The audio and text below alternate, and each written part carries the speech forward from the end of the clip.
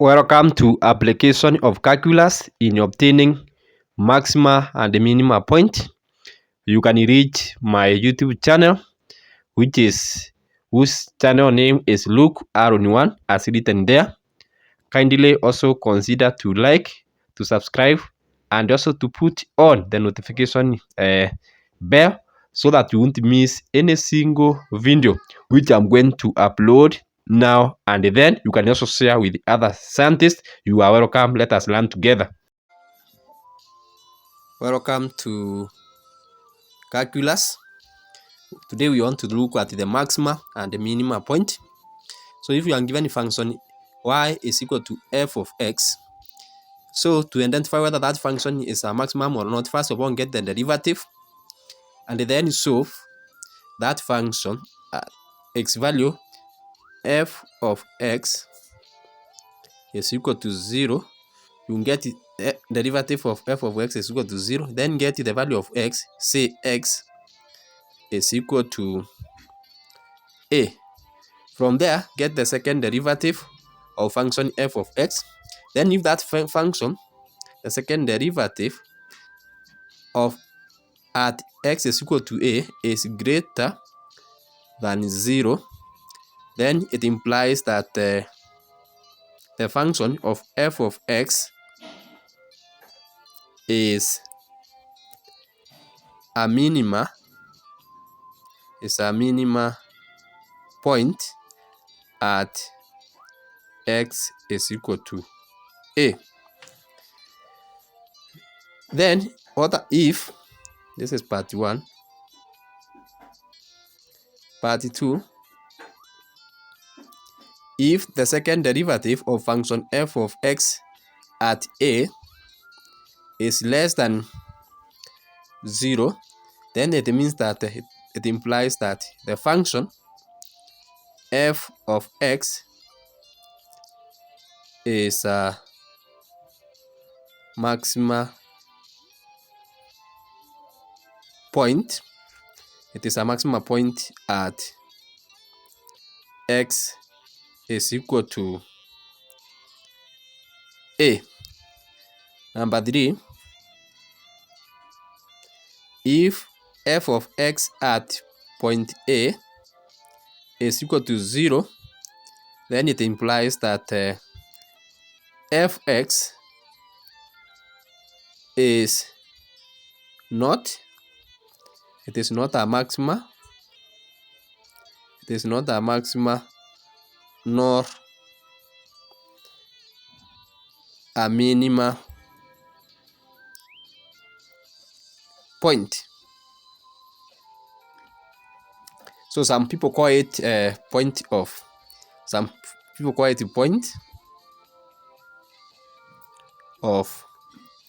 inflection.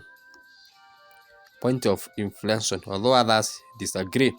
So to identify whether a function is a maximum or not, what you do is first of all get the derivative of function f of x. Then you solve for x at the derivative when the derivative is equal to 0. Then get the answer. Let's say x is equal to a. Then from there get the second derivative and substitute the result of the second derivative. You substitute the value of x. Then if the result is greater than 0, then the function f of x is a minimum point at x is equal to a.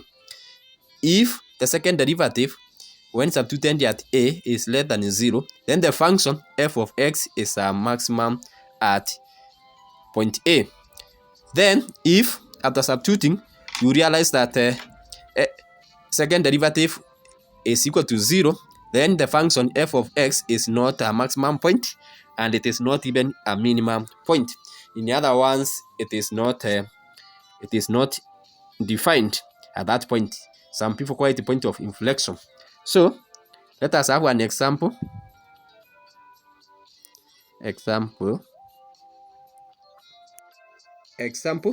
So given the curve y is equal to x cubic divided by 3 minus x squared minus 3x plus 1 is equal to 0, you are to find the stationary point. Number 2, you identify the type of the stationary point. Is it a maxima or a minima point? So to do that, first of all, we are going to differentiate this function. Y prime is equal to 3x squared divided by 3 minus 2x minus 3. So we differentiate that function, which will give us x squared minus 2x minus 3. So this is equal to y prime. So stationary point y prime is equal to 0. So we are going to equate our x squared minus 2x minus 3, which is equal to 0. Because a stationary point, then derivative is equal to 0. Then in this case, our product is negative 3. Our sum is negative 2. So we identify two numbers, which when we multiply, we are going to get negative 3, and when we add, we are going to get negative 2. One of them, of course, it is 1 and negative 3. Because 1 times 3 is negative 3. 1 plus negative 3 is negative 2. Then we replace this part here. So we are going to have x squared minus 2 minus 3x minus plus x minus 3 is equal to 0. Substituting this sum here with these two values, then we have x squared plus x minus 3x minus 3x. 3 is equal to 0. You can factor x here. X plus 1. We factor 3 to be left with x plus 1 is equal to 0. Then x plus 1 is common, so we factor it out. X minus 3, x plus 1 is equal to 0. So at that point, we have two possibilities. Either x is equal to 3 because x minus 1 is equal to 0, or x plus 1 is equal to 0, which implies that our value of x is equal to negative 1. So the next thing is to get stationary point.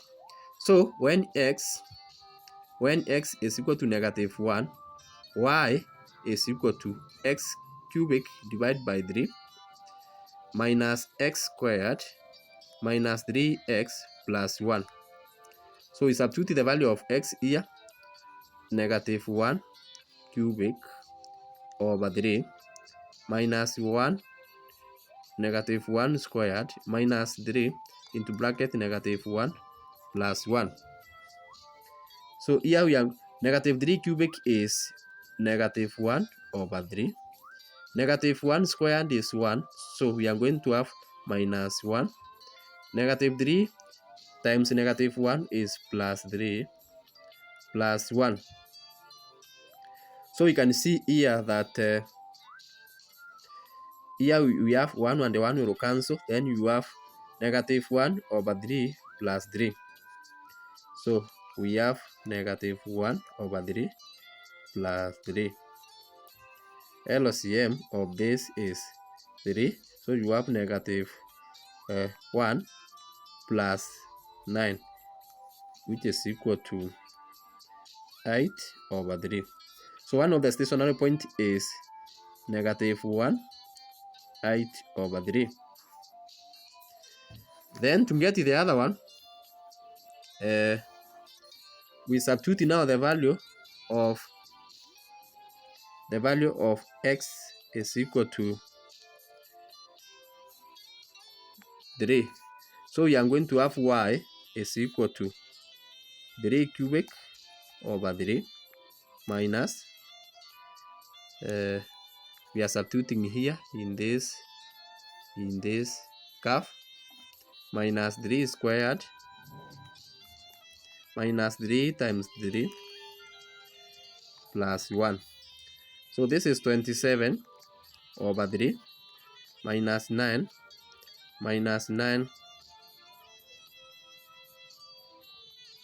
plus 1. This is 9 minus 9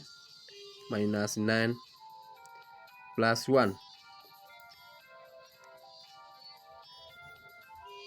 3 cubic is 27 divided by 3 is 9. 3 squared is 9. 3 times 3 is 9. So we have this will cancel, negative 8. So our stationary point is negative 1, 8 over 3, or 3, negative 8. So those are our two stationary points. Now we want to find out what type of stationary point are they. Are they maxima or are they minima? So that is the business we want to do. So to do that, we can get the second derivative of our function. So y prime is equal to. So we differentiate this twice. We differentiate this curve twice. So we are going to differentiate our curve twice. We are going to differentiate our curve twice. So since here now we have x squared, so that one will give us 2x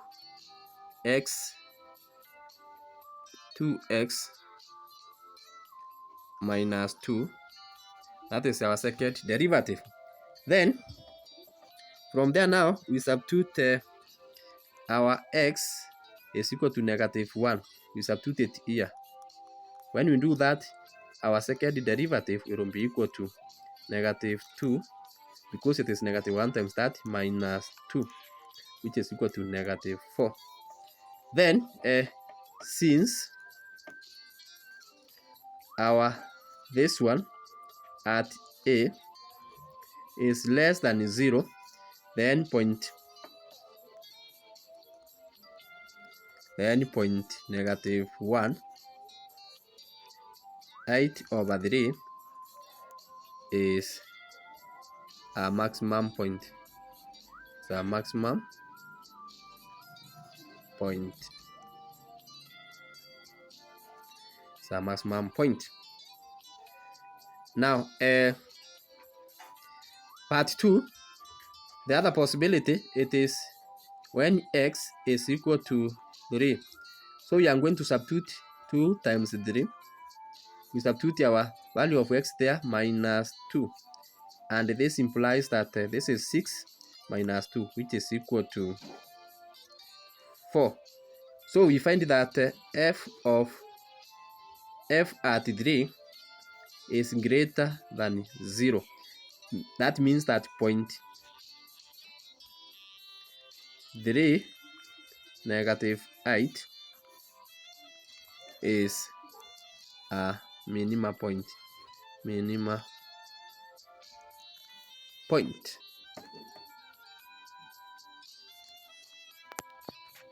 Alternatively, we can get we can have x. Alternatively, we can have x, then y prime with the gradient negative 2, negative 1, 0. So we obtain the gradient of this curve of our gradient function is x squared minus 2x minus 3. So our point is negative x is equal to negative 1. So I can write that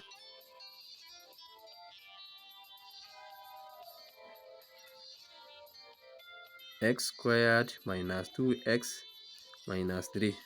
So what we are going to do now, using this gradient function, our point is negative 1. At negative 1, of course we know our gradient is 0. Our gradient is 0. Then the value to the at 0, we substitute 0 here. X 0 squared is 0. 2 times 0 is 0, negative 3, so it's negative 3. Then the value to the left is negative 2, we substitute it here. When we substitute negative 2 here, we are going to get negative 2 squared is 4, minus 2 times minus 2 is 4, 8. 8 minus 8 plus 4 is 12. 12 minus 3 is 9. So we are going to obtain 9 here. So we can have a sketch of the same, the sketch of what is happening. So we have a positive gradient like that, 0, it is a line like that, and in this other case we have a negative gradient. So clearly we can see here that point negative 1, height over 3 is a maximum point, even as we have found here using the first test. Now for the second one, we do the same. The second point is 3, so we substitute,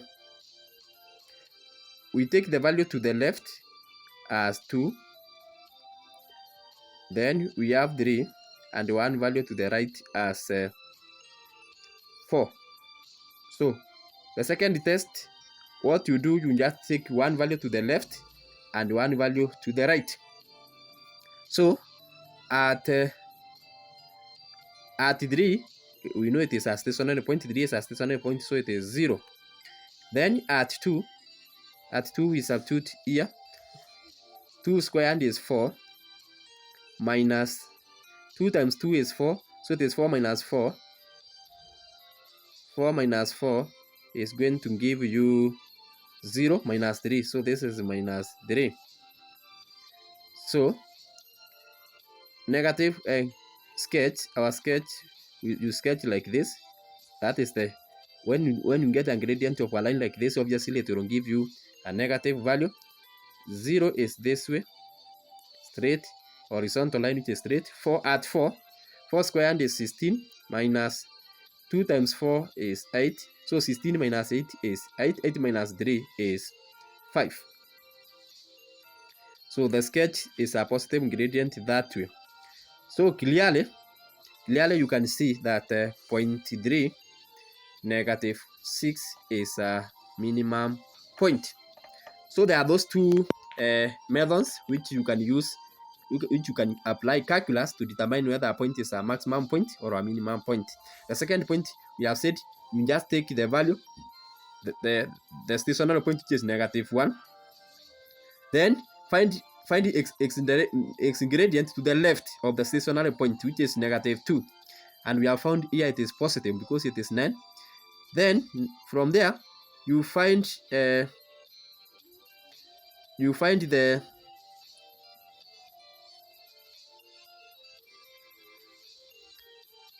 2 squared is 4, 8.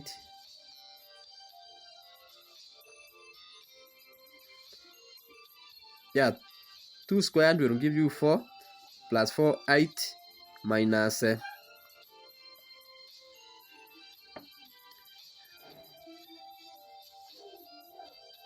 4 plus 2 times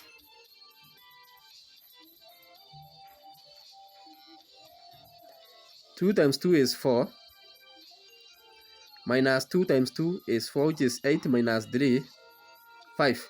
So the value here is 5, sorry, although it has no impact because it is a positive value. So negative 2 squared is 4, minus 2 times that, it is also 4, 8 minus 3, 5. So you get that. Then the value to the right, here we got it is negative 3. So this is a maximum point. Then the other stationary point, it is 3, negative 8. So you take the value to the left, which is 2, find its gradient. So this is 4. 4 minus 4, 0, negative 3. Then 0. The value to the right of this stationary point is 4. We substitute here, this is 16 minus 8, which is 8, minus 3, 5. Then you sketch. So that is the second method. The other test, it is whereby now you get the second derivative of the curve. Then you substitute the value of x. So the value of the stationary point, one of the stationary point is x is equal to negative 1. We substitute here. So you have negative 2 times negative 1 is negative 2 minus 2, which is negative 4. So if now your function at the stationary point is less than 0, then that point you will know that it is a maximum point, as we have also seen here using this other method. Also, you substitute the second stationary point, which is 3, to your second derivative of the curve or of the function. 3, so it is 2 from here. 2 times 3 is 6 minus 2, which is 4. So if now you get it is greater than 0, then you know it is a minimum point, as we have seen here also using this other method. So that is how we apply calculus to determine whether the function is a stationary point. So all what you do is, first of all, you get the derivative. Then to get at the stationary point, then the gradient is equal to 0. Then get the value of x, as we have done here. So the value which you get here, there will be two values of x in this case. X is equal to negative 1 and x is equal to 3. These two, x is equal to 3 and x is equal to negative 1, are our stationary point. So you have also to get the corresponding y values by substituting the value of x is equal to negative 1 to the curve, as I have done here. To get our result here was negative 8. So to get that, here it was negative 8, the other one was 3 over 4. So once you have that, then you get the second derivative of your curve. You get the second derivative of your curve, which is 2x minus 2. Then substitute the stationary point at x is equal to negative 1. You substitute, you get your value. In our case, it is negative 4. If the second derivative of your curve at the stationary point is less than 0, then clearly that point is a maximum point. Then you substitute the second stationary point to this second derivative. In our case, it is 2 times 3 minus 2, 6 minus 2 is 4, which is a positive. So this function differentiated, it is greater than 0, meaning that this point is a minimum point. Or alternatively, you use your table like this, whereby now you get the value to the left of your stationary point and the other one to the right. Then get their corresponding, the value of x, and get their corresponding gradient. 5. If the gradient changes from positive through 0 to negative, then that is a maximum point. And this a sketch like this one can help you to know the gradient. The positive gradient is that way, it runs that way. The 0 one, it is a horizontal line, and the negative is the way I've sketched here. Then you go to the other point, get the value of x to the left and the other one to the right of the stationary point. Determine their respective gradient. So if the gradient changes from negative through 0 to positive, then clearly that is a minimum point. So those are the two ways in which you can apply calculus to determine the minima and the maximum point. I hope this was helpful to you. You can kindly subscribe to this channel so that we can continue learning together.